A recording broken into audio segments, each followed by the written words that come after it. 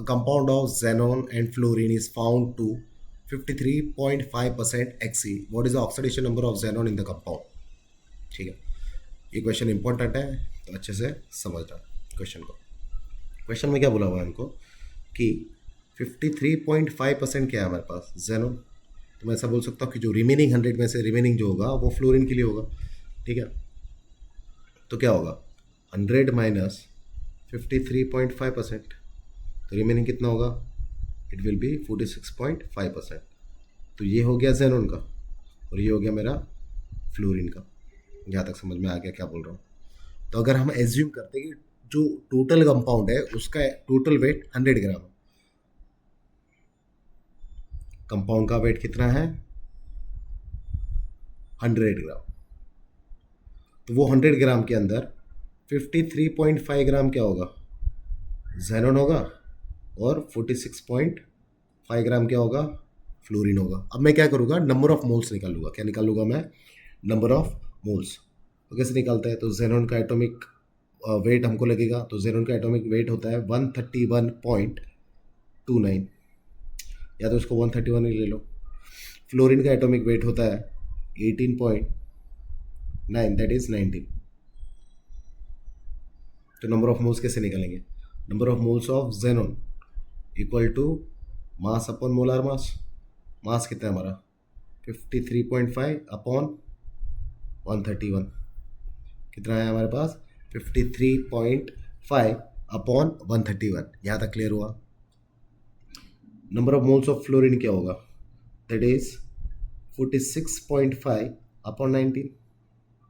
जब मैं इन दोनों को सॉल्व करता हूँ, ठीक है, तो जब जेनोन को सॉल्व करूँगा तो मेरा आंसर आएगा यहाँ पे 0.407 और यहाँ पे फ्लोरीन आएगा मेरा 2.447। कितना है, समझ में आया सबको,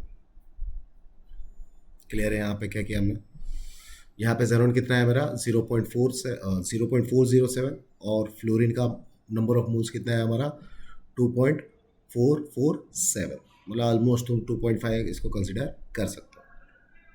ठीक है, अब हम क्या निकालेंगे, मोल रेशियो निकालेंगे फ्लोरीन का जेनोन से।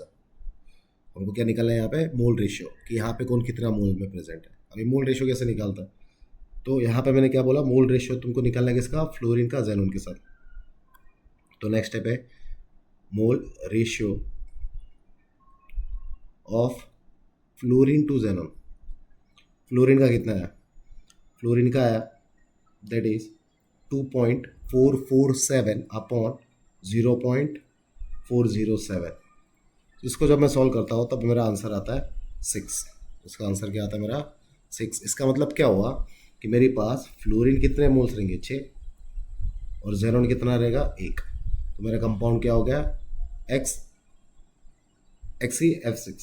क्या हो गया कंपाउंड मेरा XeF6। एक्चुअली ये जो हमने किया ना, ये सिंगल मोल के लिए हमने सॉल्व किया था कि सिंगल मोल के लिए अगर कितना होगा, तो उसके लिए हमने ये सॉल्व किया। तो इससे हमको क्या मिल गया, एग्जैक्ट नंबर ऑफ एटम मिल गए किसके, जेनोन के और फ्लोरीन के। अब तो यहाँ से सिंपल है, फ्लोरीन का क्या होगा हमारा, यहाँ पे ऑप्शन क्या दिया हमको, ओके, फ्लोरीन का हमको पता है क्या आता है -1 इंटू 6, कितना हो गया -6 बराबर। तो यहाँ पे फ्लोरीन क्या है मेरे पास -6, तो जेनोन क्या हो गया ऑटोमेटिक मेरा +6। तो +6 आवर करेक्ट ऑप्शन। ये स्टेप सबसे ज़्यादा है, मोल रेशियो से तुमको नंबर ऑफ एटम मिलेंगे। नंबर ऑफ एटम जब मिल जाएंगे तो तुम आराम से इसका आंसर लिख सकते हो। I hope this is clear. एक बार देख लो कैसे सॉल्व करना है, 2-3 बार प्रैक्टिस करो, क्वेश्चन आ जाएगा।